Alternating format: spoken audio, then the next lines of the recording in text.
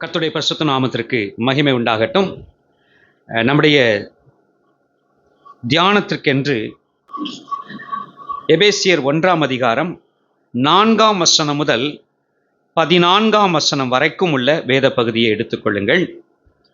எபேசியர் 1ஆம் அதிகாரம் 4ஆம் வசனம் முதல் 14ஆம் வசனம் வரைக்கும்.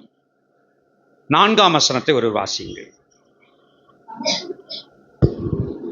தமக்கு முன்பாக நாம் அன்பில் பரிசுத்தமுள்ளவர்களும் குற்றமில்லாதவர்களுமாய் இருப்பதற்கு அவர் உலக தோற்றத்திற்கு முன்னே கிறிஸ்துவுக்குள் நம்மை தெரிந்து கொண்டபடியே கிறிஸ்துவுக்குள் நம்மை தெரிந்து கொண்டார்.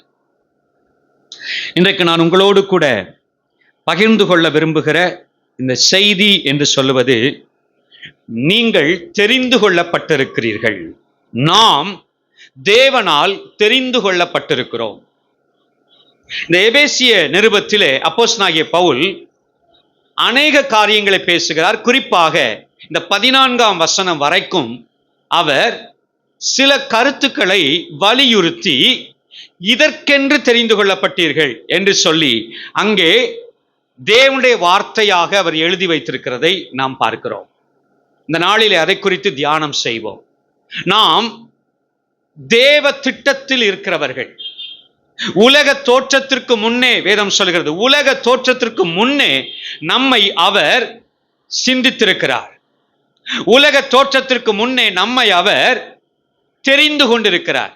இந்த தெரிந்து கொள்ளுதல் எப்பவுமே சிறப்பானது. தெரிந்து கொள்ளுதல் சிறப்பானது. இந்த தெரிந்து கொள்ளுதல் அநேக வாய்ப்புகளுக்கு மத்தியிலே, அநேக சாய்ஸஸ் மத்தியிலே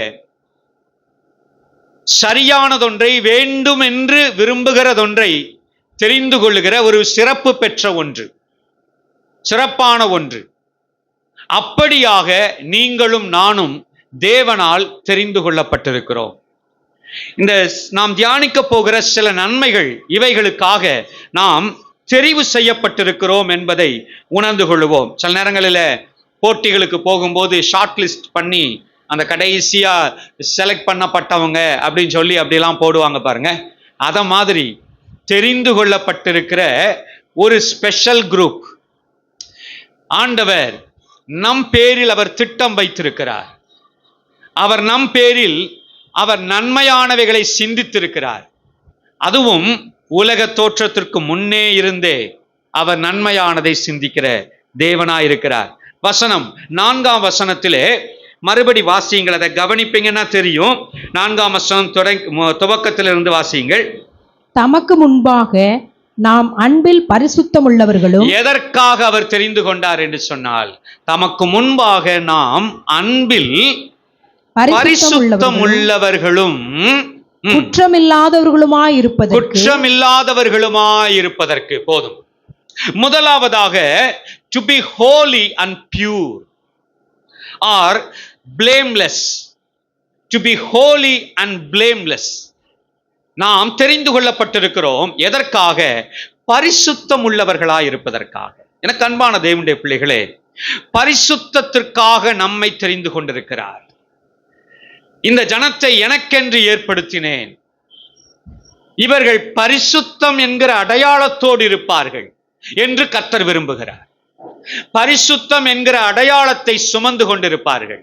ஏன் என்று சொன்னால், இந்த உலகம் தேவனுடைய பார்வையில் அசுத்தத்தை அடையாளமாய் கொண்டிருக்கிறது, இருளை அடையாளமாய் கொண்டிருக்கிறது, பாவத்தின் பிடியில் சிக்குண்டு பாவத்தை அடையாளமாய் கொண்டிருக்கிறது. அருமையான தேவனுடைய பிள்ளைகளே, ஆண்டவர் நம்மை பரிசுத்தத்திற்கென்று தெரிந்து கொண்டார். பரிசுத்த இரத்தம் சிந்தி நம்மை அவர் தெரிவு செய்தது எதற்காக? இந்த விலை கிரயத்தை கொடுத்து நம்மை மீட்டு கொண்டது எதற்காக? கிரயம் எப்படிப்பட்டது தெரியுமா? இந்த பரிசுத்தத்துக்கான கிரயம், இந்த பரிசுத்தத்திற்கான கிரயம் அவ்வளவு சாதாரணமானதல்ல. கல்வாரி சிலுவையில் ஆண்டவர் இயேசு வெளிப்படுத்தின, சிந்தின ஒவ்வொரு சொட்டு இரத்தமும் நம்முடைய பரிசுத்தத்திற்காக கர்த்தர் கொடுத்த கிரயம். அல்லேலூயா. ஆமா, இந்த விலை கிரயத்தினால் ஆண்டவர் நம்மை மீட்டிருக்கிறார்.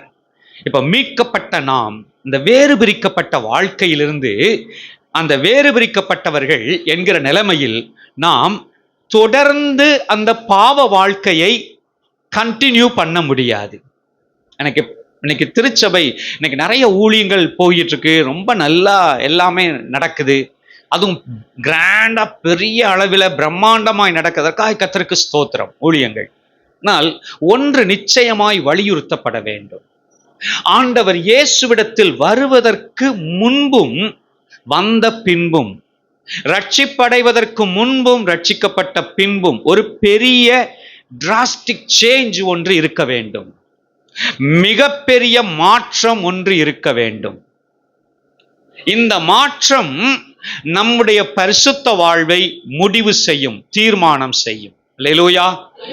ஆமா, இந்த மாற்றம் இல்லாத ஒரு பழைய வாழ்வே கண்டினியூ ஆகுது, அந்த பழைய சிந்தையே கண்டினியூ ஆகுது, பழைய போக்கே தான் தொடருது. ஆனா இயேசுவிட்ட வந்திருக்கேன், ஆனா ரட்சிக்கப்பட்டிருக்கேன், ஆனா சர்ச்சில் இருக்கிறேன், ஆனா நான் சர்வ சங்கமாகிய தேவ சபையில நான் அங்கம் வகிக்கிறேன் என்று சொல்லுவோம் என்றால் அதுல ஒரு பெரிய அர்த்தம் இல்லை, ஒரு பெரிய அர்த்தம் இல்லை.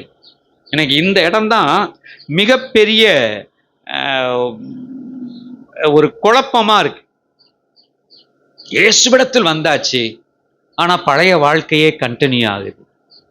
இயேசுவிடத்தில் வந்தாச்சு, ஆனா தெரிந்து கொள்ளப்பட்ட நபரில் வித்தியாசம் இல்லை. There is no difference between the life before Jesus, the life after meeting Jesus. இயேசுவை சந்திப்பதற்கு முன்பாகவும் இயேசுவை சந்தித்ததற்கு பின்பாகவும் உள்ள வாழ்க்கையின் மாற்றம் இல்லை. நம்மளை நாம ஒரு நிமிஷம் ஆராய்ந்து பார்ப்போம். என்னுடைய வாழ்வு, என்னுடைய எண்ண போக்கு, என்னுடைய சூழ்நிலை, என்னுடைய விருப்பங்கள் மாற்றம் அடைந்திருக்கிறதா? இல்ல மாற்றம் இல்லாத ஒரு வாழ்க்கையை தான் நான் சந்திச்சுக்கிட்டு இருக்கேன். மாற்றம் இல்லாத ஒரு வாழ்க்கையை நான் சந்திச்சுக்கிட்டு இருக்கேன். என்னை கேட்கிற அன்பான தேவனுடைய பிள்ளைகளே, பரிசுத்தம் நம்முடைய அடையாளம், பரிசுத்தம் நம்முடைய அடையாளம், பியூரிட்டி, குற்றம் சாட்டப்படாத தன்மை, பிளேம்லெஸ், குற்றம் சாட்டப்படாத தன்மைக்காக நம்மகிட்ட குறை இருக்கு, குற்றங்கள் நம்ம அறிந்தும் அறியாமலும் என்கிற காரியம் இருக்கதான் செய்து. ஆனால் ஒன்று நிச்சயம், அதை நோக்கிய சீர்படுதலுக்கு நேரே கடந்து போக வேண்டும். நம்ம செக் பண்ணி பார்க்கணும், ஒவ்வொரு நாளிலும் குற்றங்கள் குறைந்து கொண்டிருக்கிறது, களையப்படுகிறது. அதை உறுதி செய்யணும். அதுக்கு மாறா என்ன செஞ்சிடக்கூடாது, புதுசு புதுசா ஆட் ஆகிடக்கூடாது, புதுசு புதுசா சேர்ந்துடக்கூடாது. சிலருக்கு ரிவர்ஸ்ல போகுது, ரிவர்ஸ்ல நாள் ஆக ஆக பரிசுத்தம் ரிவர்ஸ்ல போகிற.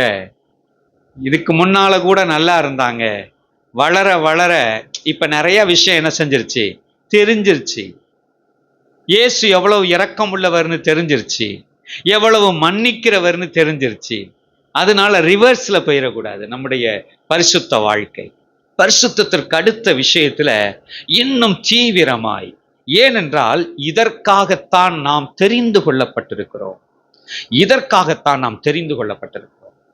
பரிசுத்தம் நம்முடைய அடையாளம். இரண்டாவதாக வாசியுங்களேன் 6ஆம் வசனத்தை, நம்முடைய தமிழ் வேதாகமத்திலே 6ஆம் வசனம் வாசிங்க. தம்முடைய தயவுள்ள சித்தத்தின்படியே நம்மை இயேசு கிறிஸ்து மூலமாய் தமக்கு சுவிகார புத்திரராகும்படி முன்குறித்திருக்கிறார். தமக்கு சுவிகார புத்திரராகும்படி முன்குறித்திருக்கிறார். ஆங்கில வேதாகமத்தில் 5வது வசனத்தில் வரும். கர்த்தருக்கு ஸ்தோத்திரம். தமக்கு சுவிகார புத்திரராயிருக்கும்படி முன்குறித்திருக்கிறார். இரண்டாவதாக நாம் எதற்காக தெரிந்து கொள்ளப்பட்டிருக்கிறோம் என்று சொன்னால், அவருடைய பிள்ளைகளாயிருக்கும்படி. அல்லேலூயா, கர்த்தருக்கு ஸ்தோத்திரம். அவருடைய பிள்ளைகளாயிருக்கும்படி தேவன் நம்மை தெரிந்து கொண்டிருக்கிறார். அவருடைய பிள்ளைகளாயிருக்கும்படி. இந்த வார்த்தை ரொம்ப அழகான ஒரு அர்த்தம் பொருந்தின வார்த்தை அங்கு பயன்படுத்தப்பட்டிருக்கிறது. சுவிகார புத்திரராயிருக்கும்படி, சுவிகார புத்திரராயிருக்கும்படி. ஆண்டவர் நம்மை அவருடைய பிள்ளைகளாக்குகிறார். By adoption, by adoption சுவீகரிக்கிறார்.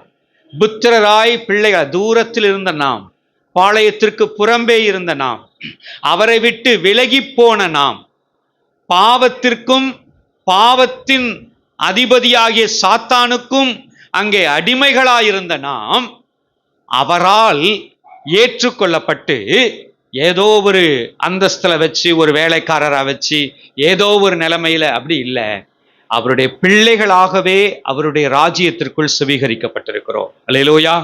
நான் சொல்றது புரியுதா? அவர் நம்மை ஏவலாளிகளாய் வேலையாட்களாய் ஏற்படுத்தவில்லை. நீ வந்துட்டேல என்கிட்ட வா, என்னுடைய சர்வெண்டாயிரு, என்னுடைய ஊழியக்காரனாயிரு என்று இல்லாமல் ஆண்டவர் எப்படி ஏற்படுத்துகிறாரா? என்னுடைய சொந்த பிள்ளைக்குரிய எல்லா உரிமையோடும், என்னுடைய சொந்த பிள்ளைக்குரிய எல்லா உரிமையோடும் நீ சுவிகார புத்திரனாயிரு என்று சுவீகரித்திருக்கிறாராம். By adoption. இந்த சுவீகரித்தல் என்று சொல்லுவது ஒரு சிறப்பு வாய்ந்த ஒன்று. நிறைய வாய்ப்புகள், சாத்தியங்களுக்கு மத்தியில, சாய்ஸஸ் மத்தியில தெரிவு செய்யப்படுகிறது தான் சுவீகரித்தல். இந்த குழந்தை வேண்டும், இந்த பிள்ளை வேண்டும் என்று சொல்லி தெரிவு செய்து எடுக்கிற அந்த ஸ்லாக்கியம் அங்கே ஒன்று இருக்கிறது. கர்த்தர் எப்பவுமே நீங்க you can be proud about your adoption, that God has chosen you by his own will among many. அவருடைய சொந்த விருப்பத்தின்படி அநேகருக்கு மத்தியிலிருந்து உங்களை தெரிவு செய்திருக்கிறார். அல்லேலூயா. அநேகருக்கு மத்தியிலிருந்து தெரிவு செய்கிறார். நீ எனக்கு வேண்டும், இவன் எனக்கு வேண்டும், இவள் எனக்கு வேண்டும் என்று சொல்லி ஆண்டவர் தம்முடைய பிள்ளைகளாகும்படி அவர் சுவீகரித்திருக்கிறார். கர்த்தருக்கு ஸ்தோத்திரம். இந்த சுவீகாரத்தினால் என்ன பலன் கிடைக்கும் என்பதை நம்ம நிறைய நேரங்களில அதிகமாய் உணர்கிறதில்லை. ஒரு குழந்தை என்னென்ன ஸ்லாக்கியங்களை உடையதா இருக்கிறது? ஒரு குழந்தை என்ன ஸ்லாக்கியங்களை உடையதா இருக்கிறது? நீங்க பாத்தீங்கன்னா சிம்பிளா சொல்லுவோம்னு சொன்னா, இந்த குழந்தையுடைய ஸ்லாக்கியம் என்று சொல்லுவது, இந்த குழந்தைக்காக father will pay or parents will pay whatever they need. என்ன வாங்கினாங்களோ பில்லை பே பண்ணுவாங்க. என்ன வேணும்னு கேட்டாங்களோ, எங்க போகணும்னு சொன்னாங்களோ அதுக்கு காசை பே பண்ணுவாங்க. என்ன படிக்கிறாங்களோ அதுக்கு ஃபீஸ் அவங்க பே பண்ணுவாங்க. இந்த குழந்தை ஒன்றும் கவலைப்பட வேண்டியதில்லை. பேரண்ட்ஸும் குழந்தைகள் என்று சொன்னால் அதில் அவ்வளவு சிறப்பு இருக்கு. நீங்க இன்னைக்கு விளங்கிக்கிட வேண்டிய ஒரு காரியம், உங்களுக்கு ஒரு தகப்பன் இருக்கிறார். உங்களுக்கானவைகளை அவர் பே பண்ணுவார். உங்களுக்கானவைகளை கேர் பண்ணுவார். அவர் பராமரித்து கொள்ளுவார், கரிசனை கொள்ளுவார். அவர் உங்களை பாதுகாக்கிற தேவனாயிருக்கிறார். God pays, Father pays, protects, cares. தகப்பன் விசாரிக்கிறார், தகப்பன் பாதுகாக்கிறார், தகப்பன் கொடுக்கிறார். அப்படிப்பட்ட ஒரு தேவன் நம்மை சுவிகார பிள்ளைகளாய் ஏற்றுக்கொண்டிருக்கிறார். நீங்க அவருடைய கரிசனையின் கீழ் இருக்கிறவர்கள். இந்த தெரிந்து கொள்ளுதலுக்காக எப்பவுமே சந்தோஷப்படுங்கள். அல்லேலூயா. கர்த்தருக்கு ஸ்தோத்திரம். கர்த்தர் என்னை தெரிந்து கொண்டிருக்கிறார், அவருடைய பிள்ளையாய் இருக்கும்படி என்னை தெரிந்து கொண்டிருக்கிறார். 7ஆம் வசனம் கூட வாசிங்களேன். அந்த இதுல அந்த ஒரு வார்த்தை மிக முக்கியமாய் வலியுறுத்தப்பட்டிருக்கும். 7ஆம் வசனம் வாசிங்களேன். அவருடைய கிருபையின் ஐஸ்வரியத்தின்படியே இவருடைய இரத்தத்தினாலே பாவ மன்னிப்பாகிய மீட்பு இவருக்குள் நமக்கு உண்டாயிருக்கிறது. கிருபையின் ஐஸ்வர்யம், கிருபையின் ஐஸ்வர்யம். இங்கே சொல்லப்பட்டிருக்கிற இந்த கிருபையின் ஐஸ்வர்யம் என்று சொல்வது சேமித்து வைத்திருத்தல் என்று பொருள். ஐஸ்வர்யம் சொத்து அப்படின்னா சேர்த்து வைக்கப்படுவது. பிள்ளைகளுக்காக தகப்பன் சேர்த்து வைக்கிறது. இங்க வசனம் சொல்லுது, அவருடைய கிருபையின் ஐஸ்வர்யம் தன்னுடைய பிள்ளைகளுக்கு கொடுக்கும்படியாக, தன் பிள்ளைகளுக்கு பாராட்டும்படியாக தேவன் அவ்வளவு கிருபைகளை அவர் சேமித்து வைக்கிறார். சேமித்து வைக்கிறார். கர்த்தருக்கு ஸ்தோத்திரம். கிருபை ஒரு பெரிய ஒரு ஸ்டோரேஜா, ஒரு பெரிய முதலீடா அது சேமித்து வைக்கப்பட்டிருக்கிறது. 104 சங்கீதத்துல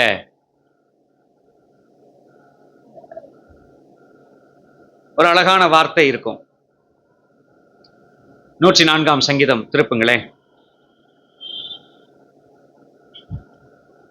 103 சங்கீதம் 103 சங்கீதம் 4 வசனம் வாசிங்கள். உன் பிராணனை அழிவுக்கு விலக்கி மீட்டு உன்னை கிருபையினாலும் இரக்கங்களினாலும் முடிசூட்டி. கிருபையினாலும் இரக்கங்களினாலும் முடிசூட்டி. இந்த 103 என் ஆத்துமாவே கர்த்தரை ஸ்தோத்தரி என்று சொல்லி அவர் ஆத்துமாவை கர்த்தரை ஸ்தோத்தரிக்க சொல்லிவிட்டு அவர் தேவன் என்னெல்லாம் அந்த ஆத்துமாவுக்கு செய்தார் என்பதை வரிசைப்படுத்துகிறார். என்னெல்லாம் செய்தார் என்பதை முதலாவது என்ன செய்தாரா? அக்கிரமங்களை எல்லாம் மன்னித்தார், நோய்களை எல்லாம் குணமாக்கினார். அடுத்தது பிராணனை அழிவுக்கு விலக்கி மீட்டு, அடுத்தது கிருபையினாலும் இரக்கங்களினாலும் என்ன செய்றாராம்? முடிசூட்ட. crowned. He crowned with grace and compassion, mercy and compassion. இரக்கத்தினாலும் கிருபையினாலும் அவர் முடிசூட்டுகிறார்.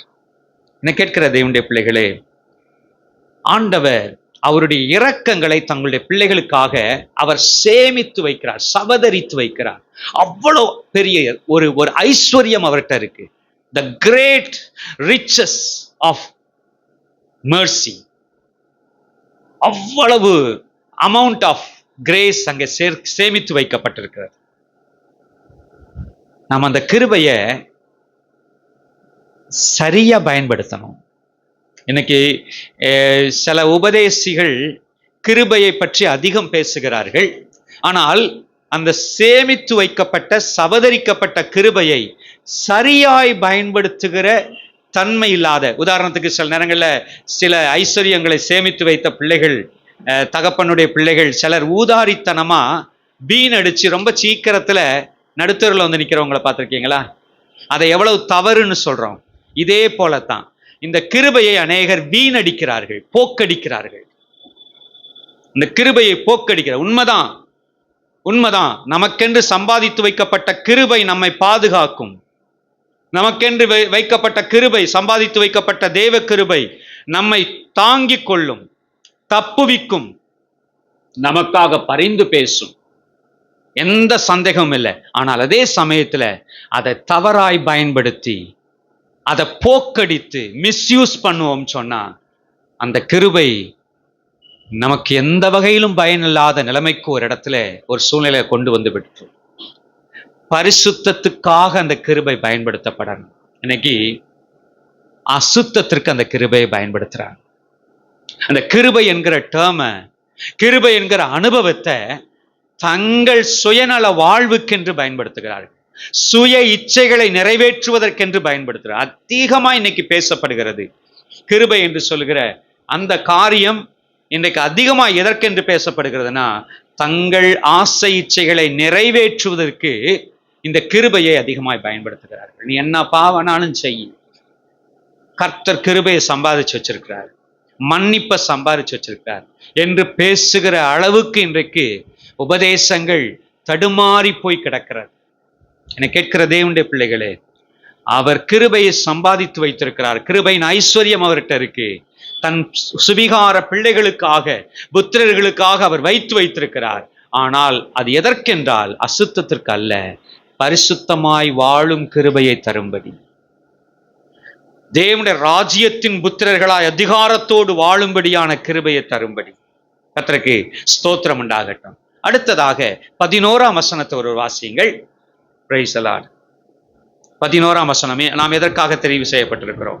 மேலும் கிறிஸ்துவின் மேல் முன்னே நம்பிக்கையாயிருந்த நாங்கள் அவருடைய மகிமைக்கு புகழ்ச்சியாயிருக்கும்படிக்கு, அவருடைய மகிமைக்கு புகழ்ச்சியாயிருக்கும்படிக்கு தெரிவு செய்யப்பட்டிருக்கிறோம். அவருடைய மகிமைக்கு புகழ்ச்சியாயிருக்கும்படி.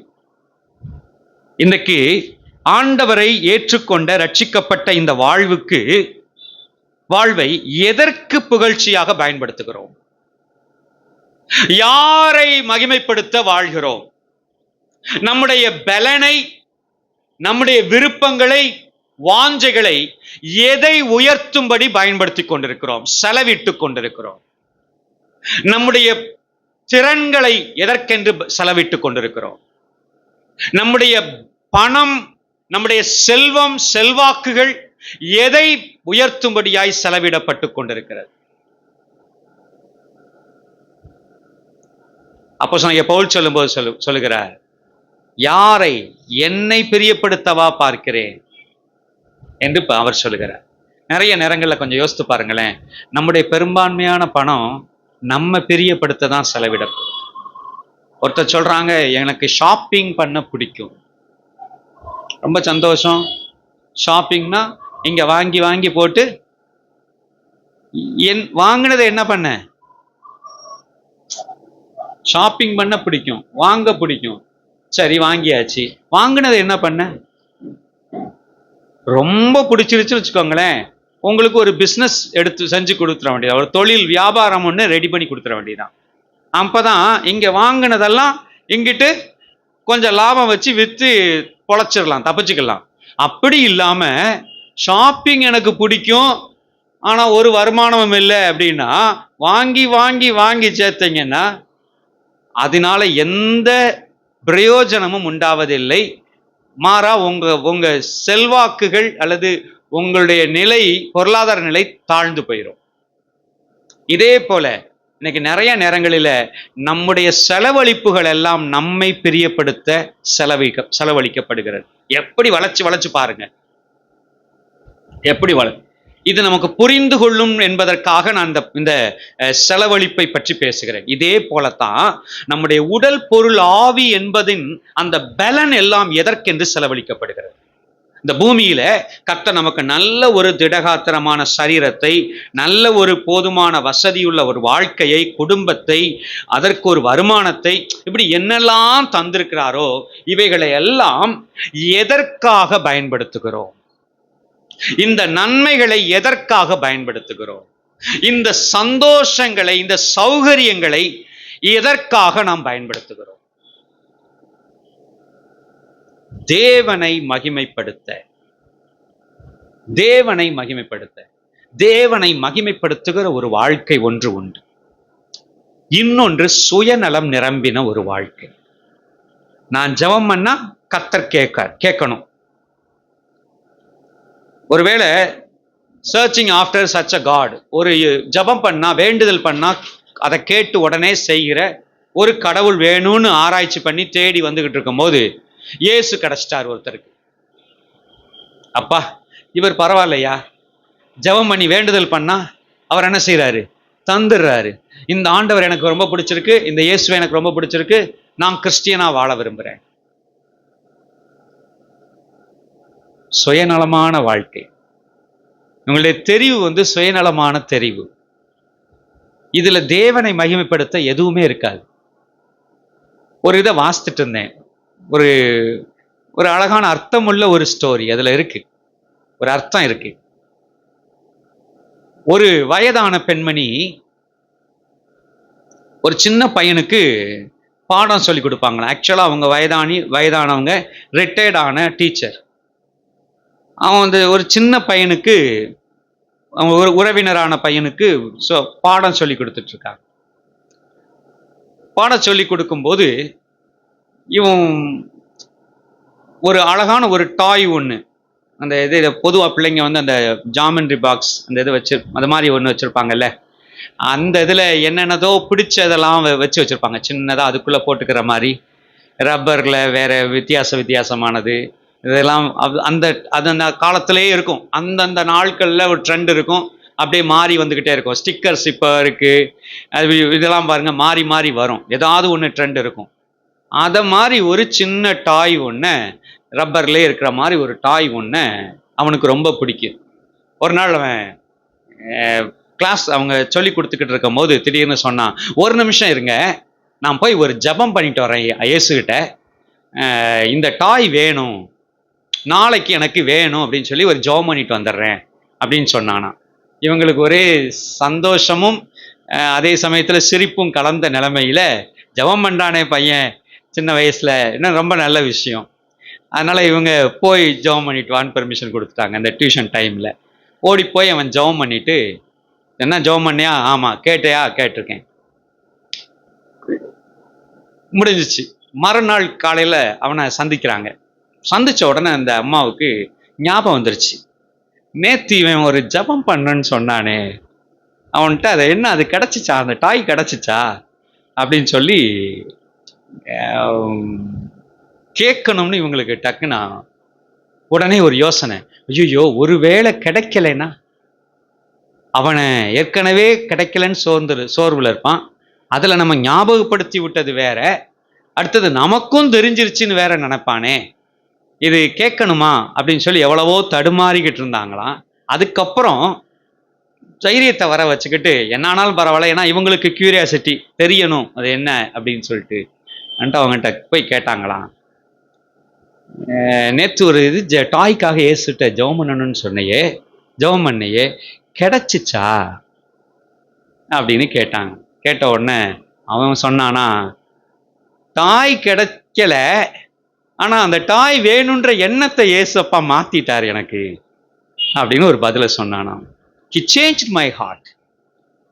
அவர் என் இருதயத்தை, எண்ணத்தை மாத்திட்டாரு. நேற்று இருந்த விருப்பம் இன்னைக்கு இல்லை, அந்த எண்ணத்தை மாத்திட்டார் அப்படி சொன்னாங்க. ஒரு சாதாரண ஒரு நிகழ்வு, ஒரு குழந்தையுடைய இருதயம் என்றுதான் நம்ம நினைக்கிறோம். எவ்வளவு ரிச், எவ்வளவு வளர்ச்சி அடைந்த அர்த்தபூர்வமான ஒரு விஷயம் தெரியுமா இதுக்குள்ள இருக்கு. எனக்கு இந்த இல்லஸ்ட்ரேஷனை வாசித்த உடனே எனக்கு அவ்வளவு உற்சாகமா இருந்துச்சு. என்ன ஒரு கண்டுபிடிப்பு, என்ன ஒரு அனுபவம், உயர்ந்த அனுபவம். நிறைய நேரங்களில நாம வேண்டும் வேண்டாம், வேண்டும் கிடைக்கல, கேட்டேன் கிடைக்கல, இதுக்கு இடையில தான் கடந்து போராடிக்கிட்டு இருக்கோம். ஆனா நம்ம ஒண்ண மறந்துடுறோம், இந்த விருப்பமே எங்கிருந்து வந்துச்சு? இது என்ன பெரிய விருப்பம்? இந்த விருப்பத்தால தானே நான் இது வேணும்னு கேட்கிறேன், அது கிடைக்கலன்னு சோர்ந்து போயிடுறேன். அது என்னவா இருந்துட்டு போட்டோம், அது என்னவா இருந்துட்டு போட்டோம். அதை பற்றியே யோசிக்காத உலகத்தில் லட்சக்கணக்கான கோடிக்கணக்கான மக்கள் சந்தோஷமா தானே வாழ்ந்துட்டு இருக்காங்க. நாம சிலதை சோர்ந்து போராடி, சாட்சியெல்லாம் சில நேரம் பாருங்களேன், நானும் கேட்டுக்கிட்டே இருக்கேன், கர்த்தர் கொடுக்கல, சோர்ந்து இருக்கும், நானும் வெயிட் பண்ணிக்கிட்டே இருக்கேன், அப்படிலாம் சில காரியங்கள். அது என்னவா இருந்துட்டு போட்டோம். நம்ம இருதயம் மாற்றப்பட்டுச்சுன்னா அது கிடைக்குதோ கிடைக்கல, அதை விட பெரிய விஷயம். நிறைய காரியங்கள் நம் சொந்த விருப்பத்திற்காக, நம் சொந்த புகழ்ச்சிக்காக, ஏதோ ஒன்றை தூக்கி வைத்துக்கொண்டு, ஏதோ ஒரு மகிமைக்காக, யாரோ ஒருவருடைய புகழ்ச்சிக்காக, இப்படியெல்லாம் இன்றைக்கு நாம வாழ்ந்துகிட்டு இருக்கோம். எனக்கு அன்பான தேவனுடைய பிள்ளைகளே, அவருடைய நாம மகிமைக்கென்று, அவருடைய புகழ்ச்சிக்கென்று வாழ்கிற ஒரு ஸ்பெஷல் லைஃப் ஒன்று இருக்கிறது. நீங்க ஒவ்வொருவரும் அதை கண்டுபிடிச்சாகணும். நான் அதை கண்டுபிடித்தாக வேண்டும். நான் அதை வாழ்ந்து அது தேவனுக்கு மகிமை சேர்க்கிறதை காண வேண்டும். அப்பத்தான் நம்ம எல்லாரும் பரலோக ராஜ்யத்தில் அவரை சந்திக்கும் போது நமக்கு பிரதிபலன்ற ஒன்று உண்டு.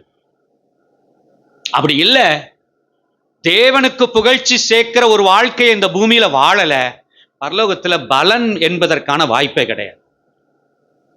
உங்களை பத்தி வாசிப்பாங்க, இந்த அம்மா நிறைய ஜெபம் பண்ணியிருக்காங்க, நிறைய நம்மகிட்ட இருந்து வாங்கியிருக்காங்க, பரலோகம் சொல்லும்.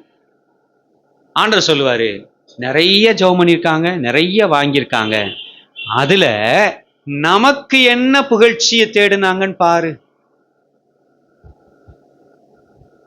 அதுல ரெக்கார்ட் ஆயிருக்கிறதெல்லாம் நமக்கு ஒன்னும் புகழ்ச்சியை தேடல, ராஜ்யத்திற்கு புகழ்ச்சியை தேடல, தேவனுக்கு மகிமையையும் புகழ்ச்சியையும் தேடல. எல்லாமே கேட்டதெல்லாம் அந்த அவங்களுடைய புகழ்ச்சிக்கு தான், அவங்களுடைய உயர்வுக்கு தான், அவங்களுடைய தனிப்பட்ட நலனுக்கு தான். அப்ப பாரு, இங்க பலன் என்கிற ஒன்றும் இல்லை. அன்பான தேவனுடைய பிள்ளைகளே, தேவ நாம மகிமையின் புகழ்ச்சிக்காக நாம் என்ன செய்கிறோம்? இன்னைக்கு நாம் அதற்கு தான் தெரிந்து கொள்ளப்பட்டோம். உங்கள் வெளிச்சம் மனுஷர் முன்பாக பிரகாசிக்க கடவுள். எதுக்கு? அதுக்கு முன்னாலே இருக்கும், பரலோகத்தில் இருக்கிற பிதா மகிமைப்படும்படிக்கு, பரலோகத்தில் இருக்கிற பிதா மகிமைப்படும்படிக்கு உங்கள் வெளிச்சம் மனுஷர் முன்பாக பிரகாசிக்க கடவுள். இன்னைக்கு கொஞ்சம் யோசித்து பாருங்க, பிதா மகிமைப்பட நான் என்ன செய்து கொண்டிருக்கிறேன்? ஒருவேளை வருஷக்கணக்கா நம்ம யோசித்து பார்த்தோம்னா, நான் ரட்சிக்கப்பட்டு எத்தனை வருஷம் ஆச்சு, எத்தனை வருஷம் விசுவாசி, எத்தனை வருஷம் சபைக்கு போறேன், அது நிறைய இருக்கும், பெரிய நம்பரா இருக்கும். ஆனா நான் என்னால தேவ நாமம் எந்த அளவுக்கு மகிமைப்பட்டிருக்கு, அவருடைய ராஜ்ய மகிமைக்கும் புகழ்ச்சிக்கும் நான் என்ன செய்திருக்கிறேன், எதை நான் அவருக்கென்று சாதித்திருக்கிறேன், அவருக்காக நான் என்ன காரியங்களை நடப்பித்தேன், எதை தியாகம் பண்ணேன், எதை கிரயம் செலுத்தினேன், எதை விட்டு விட்டேன். நான் அதுக்கப்புறம் தான் சொல்லணும்னு நினைச்சிருக்கேன். இந்த புகழ்ச்சிக்கு கிரயம் செலுத்த வேண்டும். கிரயம்னா வேற ஒண்ணும் இல்ல, எனக்கு விருப்பம்னு சிலது இருக்குல்ல, அதெல்லாம் விட வேண்டி வரும். அப்போஸ்தலனாகிய பவுல் அதை சொல்லுகிறார். லாபம் என்றவைகளை என்ன செய்தானா, நஷ்டம் என்று எண்ணினேன். இன்னைக்கு இந்த பூமியில நம்ம தேடி தேடி தேடி தேடி பார்த்து, லாபம் இது, இந்த மாதிரி நடந்தா நமக்கு நன்மை, இதை செய்தால் நமக்கு லாபம், இதுல செலவழிக்க பணத்தை போட்டா நமக்கு லாபம், நிறைய தேடி தேடி லாபமானதை செய்து கொண்டிருக்கிறோம். That's good. ஆனா அதுல நம்ம மட்டும்தான் பயன்பட்டுக்கிட்டு இருக்கோம். தேவநாம மகிமைப்பட சில நேரத்துல நம்ம லாபம்னு நினைச்சிட்டு இருக்கவைகளை கிரயமாய் வைக்க வேண்டி வரும். நம் லாபம் நன்மை என்று நினைத்து கொண்டிருக்கிறதை விட வேண்டி வரும். எந்த அளவிற்கு நாம் தேவ மகிமையை தேடுகிறவர்களாய் இருக்கிறோம். தெய்வ மகிமையை தேடவே இல்லை இது வரைக்கும். இல்லையே, அப்படி ஒரு கிறிஸ்தவன் நான் படிக்கலையே, நான் படிச்சு கொடுத்ததெல்லாம் எனக்கு நிறைய அதுதான் மேலோங்கி ஓடிக்கிட்டு இருக்கு. என்னன்னா, அவர் உன் ஜபத்தை கேட்பார், ஏசிட்ட வந்துரு, ஏசிட்ட வந்துட்டா உன் கண்ணீரை தொடப்பார், அன்னையில இருந்து உனக்கு ஸ்மூத்தான வாழ்க்கை, நீ என்ன கேட்டாலும் உனக்கு தருவார், உன் கூடையே இருந்து உன் கண்ணீரை தொடச்சி, உன் கால்வலி வராம காலை அமுக்கி விட்டு, அதை பண்ணி இதை பண்ணி பாதையெல்லாம் செவ்வையாக்கி பஞ்சுமத்தை ஆக்கி உன்னை பதுசா நடக்க வைப்பார். No, that's not real gospel. உண்மையான சுவிசேஷம் அது அல்ல. உண்மையான சுவிசேஷம் அது அல்ல. இயேசுவை ஏற்றுக்கொள், நித்திய ஜீவனை தருவார். அந்த நித்திய ஜீவனை சென்றடைய இந்த பூமியிலே பரிசுத்தத்தை காத்துக்கொள்ள வேண்டும். பரிசுத்தத்தை காத்துக்கொள்ளுதல் அவ்வளவு எளிதான விஷயம் இல்லை. அந்த நித்திய ஜீவனில் தேவனுடைய பிரதிபலனை அதிகம் அடைந்து கொள்ள வேண்டும் என்றால் அதற்கென்று இந்த உலகத்தில் சில கிரயங்களை செய்ய வேண்டி வரும். அவருடைய ராஜ்யத்தின் மகிமைக்கென்று சில பாடுகளை சகிக்க வேண்டி வரும். அந்த பாதையில் ஓடினால் நித்திய ஜீவனில் பிரதிபலன் மிகுந்த ஒரு மகிமையுள்ள தெய்வ பிள்ளையாகவும் நீ வாழ்வாய். இந்த சுவிசேஷம் தான் வேதாகமம் சொல்லுகிற சுவிசேஷம். அதை விட்டுட்டு இயேசுவை ஏற்றுக்கொண்ட நாள்ல இருந்து நம்ம மகிமைக்கு நமக்கு இருக்கிற உதவியாளர்கள்ல அவர் ஒருத்தர், இன்னும் கூட ஒருத்தர் மாதிரி என்ன கேட்டாலும் நமக்குன்னு சிலர் இருப்பாங்க பாருங்க, ஒரு ஃபோன் போட்டா போதும் உடனே உதவி செய்வாங்க. அதை மாதிரி உள்ளவங்கள இப்ப இன்னொருத்தர் புதுசா சேர்ந்திருக்கிறார். இயேசுவை ஏற்றுக்கொண்டேன், இப்ப இயேசு வேற சொல்லியிருக்கிறார் என்னை நோக்கி கூப்பிடுன்னு. நான் பாட்டுக்கு கூப்பிட்டுக்கிட்டே இருப்பேன், வேணும்னு கேட்பேன், அவர் கொடுக்கணும், அவ்வளவுதான். கேட்க கொடுக்க, கேட்க கொடுக்க, கொடுக்கல் வாங்கல் மட்டும்தான். ஆண்டவரே, உமக்காக நான் வாழணும், உங்களை மகிமைப்படுத்தணும், உங்களுக்காக நான் எதை ஆண்டவரே விடணும், உங்களுக்காக நான் என்ன பிரயாசம் பண்ணணும், ஒரு நாளும் ஜெபம் பண்றதே கிடையாது. இப்படிப்பட்ட கிறிஸ்தவர்கள் அந்த லிஸ்ட்ல நீங்க இருந்துடாதீங்க. அவருடைய நாம மகிமைக்கு புகழ்ச்சியாய் இருக்கும்படி உங்களை தெரிந்து கொண்டிருக்கிறார். அல்லேலூயா, ஸ்தோத்திரம். சில நேரம் ஏளனம் பண்ணுகிற கூட்டத்துக்கு கூட நாட்கள் வரும்போது நீங்கள் எவ்வளவு அவருடைய நாம மகிமைக்கென்று புகழ்ச்சியாய் இருந்திருக்கிறீர்கள் என்பதை ஆண்டவர் விளங்க செய்வார். அல்லேலூயா. உங்களை ஏளனம் பண்ணின அதே நபர் உங்கள் மூலமாய் மெய் தெய்வத்தை கண்டுகொள்ளுகிற பாதைக்கு நடத்தப்படுவார்கள். அவருடைய நாம மகிமைக்கு புகழ்ச்சியாய் உங்களை வச்சிருப்பார். சில நேரங்களில் உங்களை அறியாமலேயே உங்க வெளிச்சம் பிரகாசிச்சுக்கிட்டு இருக்கு. நீங்க தொழில் செய்கிற இடத்துல நீங்க அறியாமலே கிறிஸ்தவங்க, ரட்சிக்கப்பட்ட ஒரு மனுஷன்னா, மாற்றப்பட்ட வாழ்க்கைனா இப்படிதான் என்பதை கவனிச்சுக்கிட்டு இருக்க நிறைய கண்கள் இருக்கு பிரியமானவர்களே. அவங்களுக்கெல்லாம் நீங்க தேவ நாமத்தை மகிமைப்படுத்துகிற புகழ்ச்சியின் வெளிச்சமாய் இருந்து கொண்டிருக்கிறீர்கள். சில நேரம் சொல்லிடுவாங்க, சில நேரம் சொல்ல மாட்டாங்க. கண்கள் கவனித்துக் கொண்டே இருக்கும். உங்கள் தெருவில் வசிக்கிறவர்கள் உங்களை கவனித்துக் கொண்டே இருக்கிறார்கள். உங்களோடு வேலை செய்கிறவர்கள் உங்களை கவனித்துக் கொண்டே இருக்கிறார்கள். அந்த சாட்சியை ரசிக்கிறாங்க. இந்த வயசுல தங்களுக்காக இல்ல, சுயநலமா இல்ல, ஆண்டவர்னு எவ்வளவு பக்தியா வாழ்றாங்க, எவ்வளவு ஒடுக்கமா இருக்கிறாங்க, எவ்வளவு பரிசுத்தமா வாழ்றாங்க, தப்பு செய்யறதை விட்டு எவ்வளவு விலகி இருக்கிறாங்க. கவனிச்சுட்டு இருக்கு கண்கள். ஏற்ற நேரத்துல என்னைக்காவது ஒரு நாள் சொல்லுவாங்க, எல்லா நேரமும் சொல்லிக்கிட்டு இருக்க மாட்டாங்க. கர்த்தருக்கு ஸ்தோத்திரம். நம்ம ஊரை பொறுத்த வகையில பொதுவாகவே பழக்கம், நல்லது பாராட்டணும்னு சொன்னா ஒருத்தர் இறந்துட்டாதான் அவரை பத்தி எல்லா நல்லதும் அவங்க சொல்றாங்க. நம்ம நம்ம பண்பாடு அப்படி, நம்ம பழக்கம் அப்படி. ஐயோ, அவர் இறந்ததுக்கு அப்புறம் போட்டு அவர் உயிரில்லாத அந்த சடலத்து முன்னால அம்புட்டு பாராட்டுறதுக்கு, உயிரோட இருக்கும் போது 10 நாளைக்கு முன்னால பாராட்டி இருந்தா அவர் வார்டு உற்சாகத்துல குதிச்சு இன்னும் 2-3 மாசம் இருந்திருப்பார். பாராட்டுதல்ன்றது நம்ம ஊர்ல அவ்வளவு ஈஸியா நம்ம மக்கள் வாயிலிருந்து வந்துடாது. அதனால ஒன்றை சொல்லலன்றதுக்காக உங்களை கவனிக்கலன்னு நினைச்சிடாதீங்க. உங்களை கவனித்துக் கொண்டிருக்கிற கண்கள் அநேகம் இருக்கிறது. யார் மகிமைப்படுகிறார்? இதற்கு காரணம் ஆண்டவரை ஏற்றுக்கொண்ட ஆண்டவருடைய பிள்ளை. நிறைய பேர் அப்படி சாட்சிகளை சொல்லியிருக்காங்க. எங்க ஆபீஸ்லயே சொல்வதற்கு கடினமான அப்படிப்பட்ட ஜப குறிப்புகளை கூட வந்து நீங்க ஜெபம் பண்ணுவீங்க. ஆண்டவருடைய பிள்ளைன்றதுனால நான் உங்கள்கிட்ட யார்கிட்டையும் சொல்லலை, நீங்களும் யார்கிட்டையும் சொல்லிடாதீங்க. எங்க வாழ்க்கையில எங்க குடும்பத்துல இப்படி ஒரு தேவை இருக்கு, நீங்க ஜெபிக்கிறவங்கன்றதுனால வந்து சொல்றேன் அப்படி சொன்ன நிறைய சாட்சிகள். அன்பான தேவனுடைய பிள்ளைகளே, தேவ நாம மகிமைக்கு புகழ்ச்சியாக நம்மை தெரிந்து கொண்டிருக்கிறார். நாம எந்த அளவுக்கு அவருக்கு புகழ்ச்சியா இருக்கிறோம். கர்த்தருக்கு ஸ்தோத்திரம். கடைசியாக 13ஆம் வசனம் 14ஆம் வசனம் வாசிப்போம். Price the Lord. நீங்களும் உங்கள் இரட்சிப்பின் சுவிசேஷமாகிய சத்திய வசனத்தை கேட்டு விசுவாசிகளான போது வாக்குத்தத்தம் பண்ணப்பட்ட பரிசுத்த ஆவியால் அவருக்குள் முத்திரை போடப்பட்டீர்கள். வாக்குத்தத்தம் பண்ணப்பட்ட பரிசுத்த ஆவியால் அவருக்குள் முத்திரை போடப்பட்டீர்கள். அவருக்குள் முத்திரை போடப்பட்டீர்கள். You have been sealed by the Holy Spirit. When you become believer, when you believed, நீங்கள் விசுவாசிகளாக ரட்சிக்கப்பட்டு விசுவாசிகள் ஆனபோது பரிசுத்த ஆவியினால் நீங்கள் முத்திரை போடப்பட்டீர்கள். இந்த இடத்தின் சரியான விளக்கம் என்று சொன்னால், you become holy of holies, which is known as the dwelling place of God. நீங்கள் மகா பரிசுத்த ஸ்தலம் போன்ற தேவன் வாசம் பண்ணுகிற வாசஸ்தலமாய் மாறினீர்கள் என்று அந்த வசனத்திலே அவர் குறிப்பிடுகிறார். அன்பான தேவனுடைய பிள்ளைகளே, நீங்கள் தேவனுடைய ஆலயமாய் இருக்கும்படி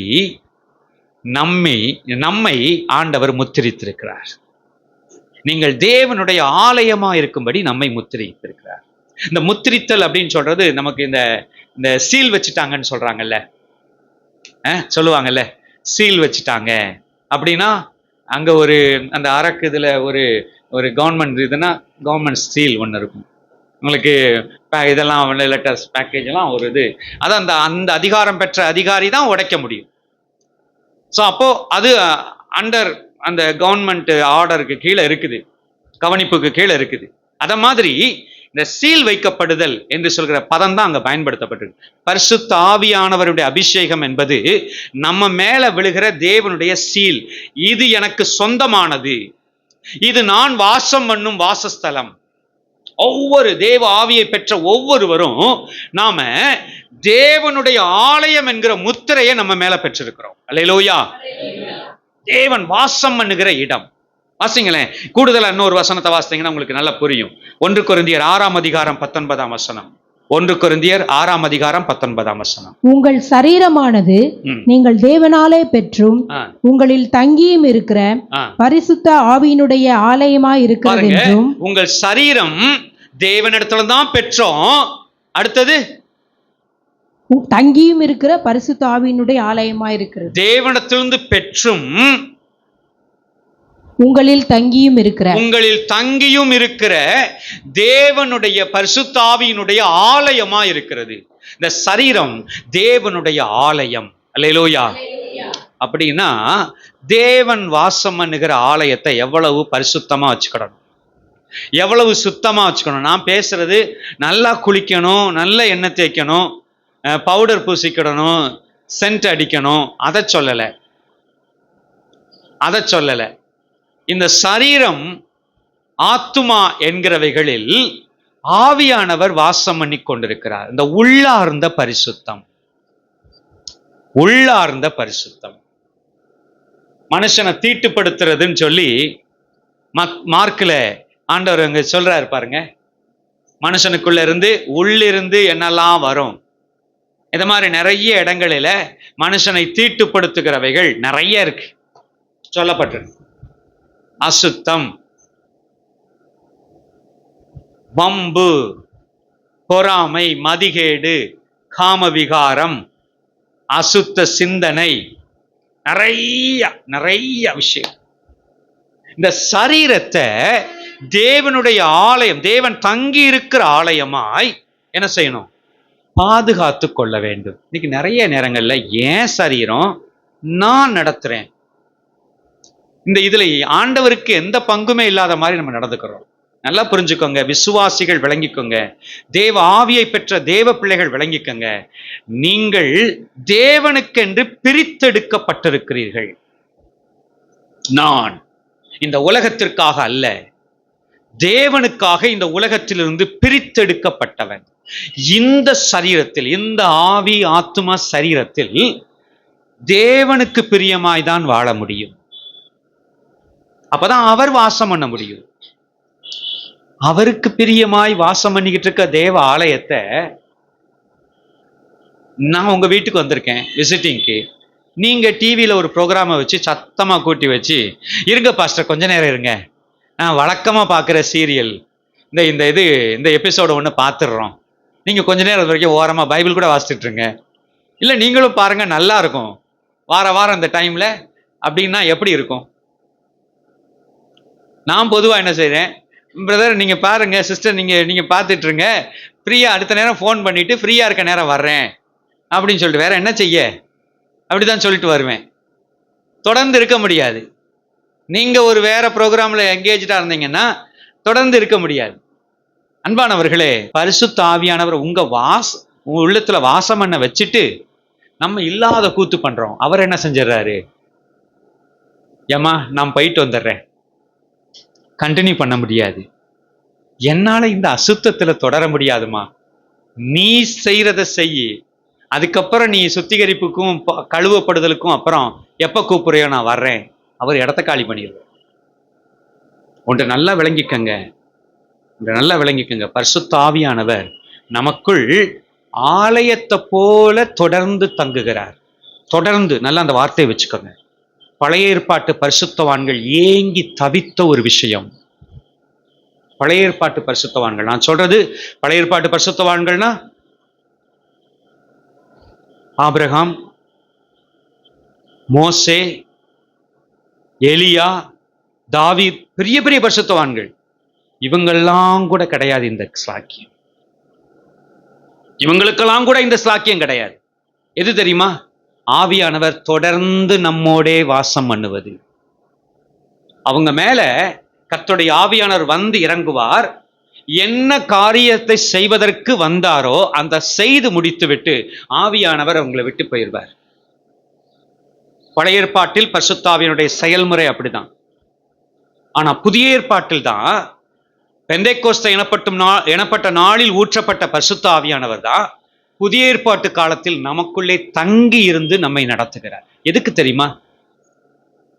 நம்மை வழிகாட்ட, தொடர்ந்து வழிகாட்ட.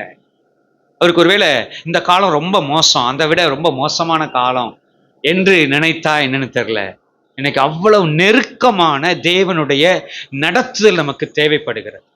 நமக்குள் வாசம் பண்ணுகிற பரிசுத்த ஆவியானவரை நம்ம பயன்படுத்த வேண்டும். அவருடைய ஆலோசனையை கேட்க வேண்டும். அவருடைய பாதுகாப்புக்கு அவருடைய செட்டை மறைவில் மறையணும்.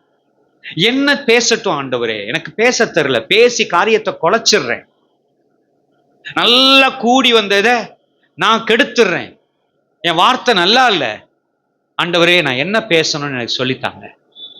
ஆவியானவரோடு நம்ம எல்லா காரியத்திலும் இணைந்து நடக்கத்தக்கதாய் அப்படி பரிசுத்த ஆவியானவர் இன்னைக்கு நம்மோடு வாசம் பண்ணி கொண்டிருக்கிறார்.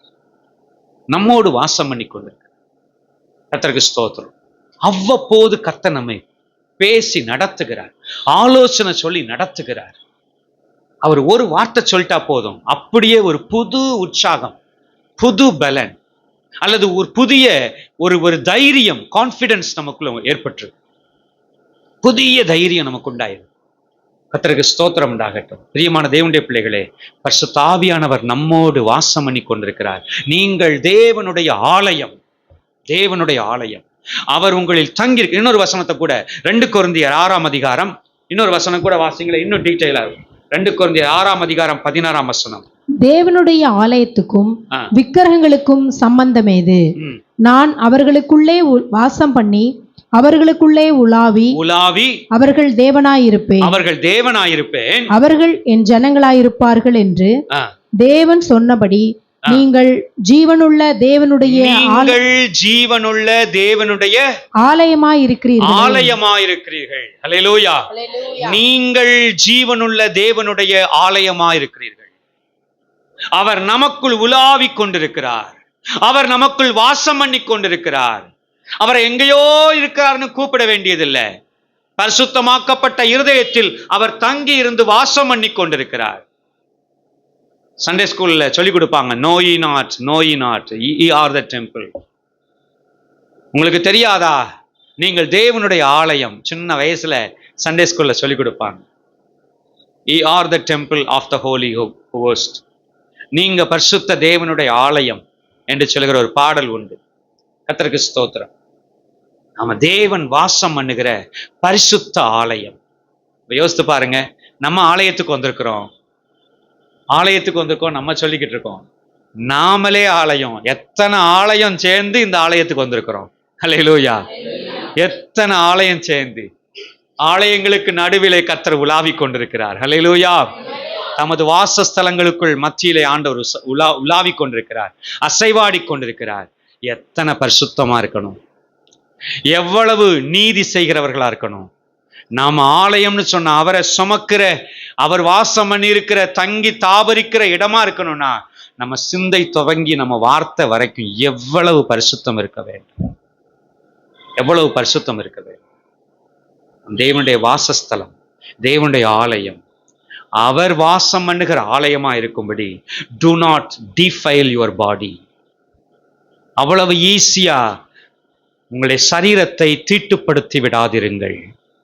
விக்கிரகத்தினால் தீட்டுப்படுத்தி விடாதிருங்கள், அசுத்தத்தினால் தீட்டுப்படுத்தி விடாதிருங்கள், வேசித்தன விபச்சார சிந்தையினால் தீட்டுப்படுத்தி விடாதிருங்கள், அசுத்த காரியங்களை பார்ப்பதினால், அசுத்தங்களை பேசுவதினால் தீட்டுப்படுத்தி விடாதிருங்கள்.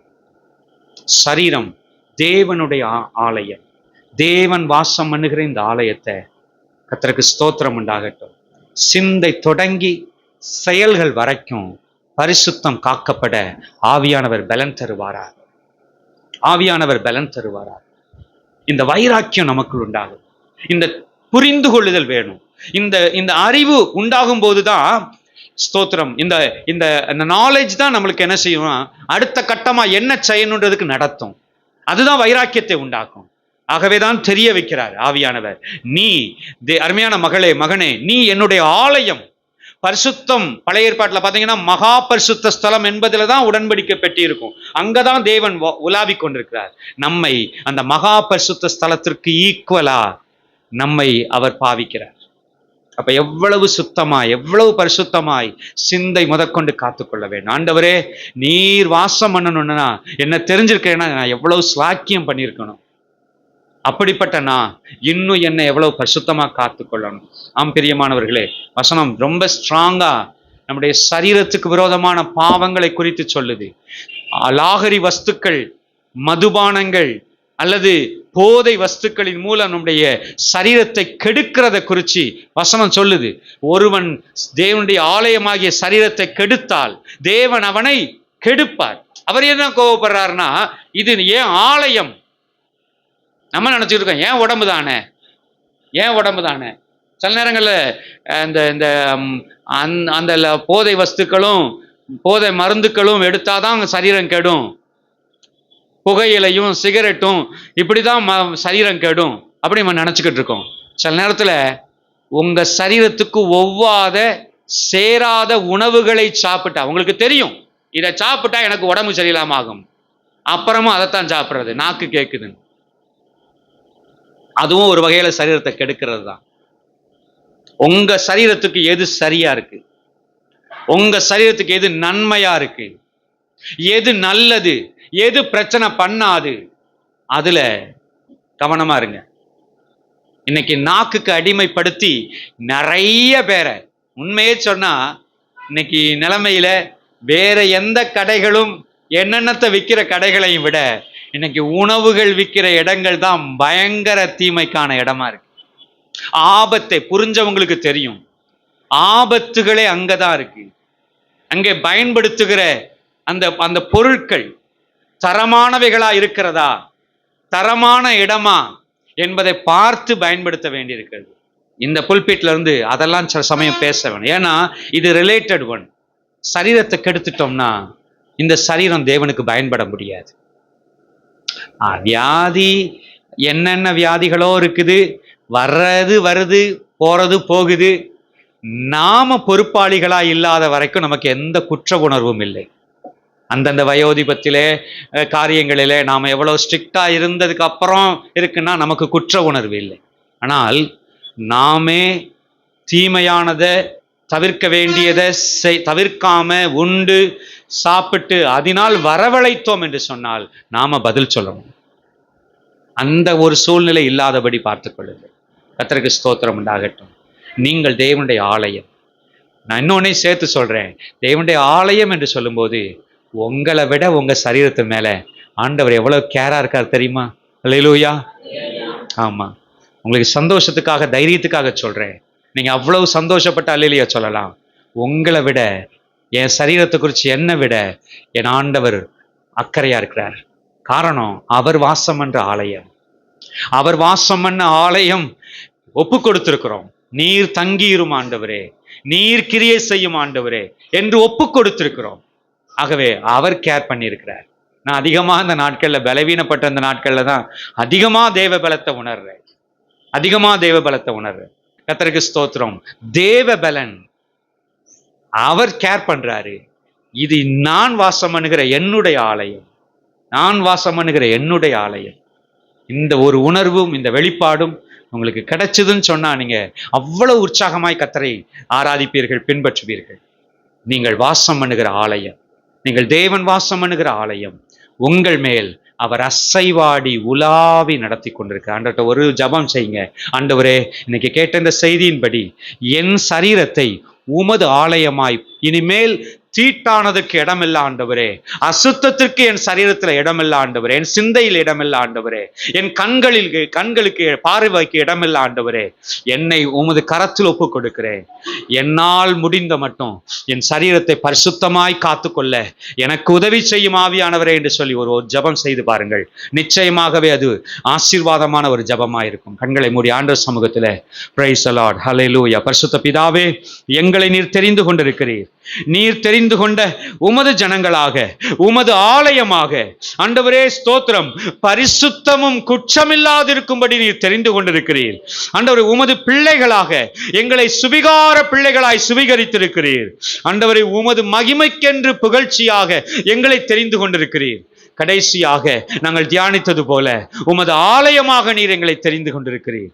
நாங்கள் உமக்கே மகிமை சேர்க்க, பரிசுத்தத்தை காத்துக்கொள்ள, நம்முடைய ராஜ்யத்திற்கென்று கிரியை செய்கிறவர்களாய் இருக்க எங்களை ஒப்புக் கொடுக்கிறோம். ஆசீர்வதியும், ஆசீர்வாதத்தோடே நம்முடைய பிள்ளைகளை நடத்தும். ஆண்டவரே, செட்டையின் மறைவில் மறைத்து காத்துக்கொள்ளும். இந்த மாதம் முழுவதும் வேண்டிய எல்லா ஒத்தாசைகளையும் கிருபைகளையும் பிள்ளைகளுக்கு பெருக பண்ணும் ஆண்டவரே. இதோ இருக்கிறேன் என்று சொல்லி கூப்பிடும் போதெல்லாம் கர்த்தர் பதில் செய்வீராக. உம்முடைய பிள்ளைகள் பட்சமாய் எழுந்தருளும், உலாவும் அசைவாடும் ஆளுகை செய்யும், இவர்களை நடத்தும். இயேசுவின் நாமத்தில் ஜெபிக்கிறோம் எங்கள் பிதாவே. என் ஆத்துமாவே கர்த்தரை ஸ்தோத்தரி, முழு உள்ளமே பரிசுத்த நாமத்தை ஸ்தோத்தரி. என் ஆத்துமாவே கர்த்தரை ஸ்தோத்தரி, கர்த்தர் செய்த சகல உபகாரங்களை மறவாதே. நம்முடைய கர்த்தராகிய இயேசு கிறிஸ்துவின் கிருபையும் பிதாவாகிய தேவனுடைய அன்பும் பரிசுத்தாவின் ஐக்கியமும் சமாதானமும் காவலும் என்றும் என்றும் சதா காலங்களிலும் நம் அனைவரோடும் கூட இருப்பதாக. Hallelujah, hallelujah. Praise the lord. ஸ்தோத்திரம். கர்த்தர் உங்களை ஆசீர்வதிப்பாராக. God bless.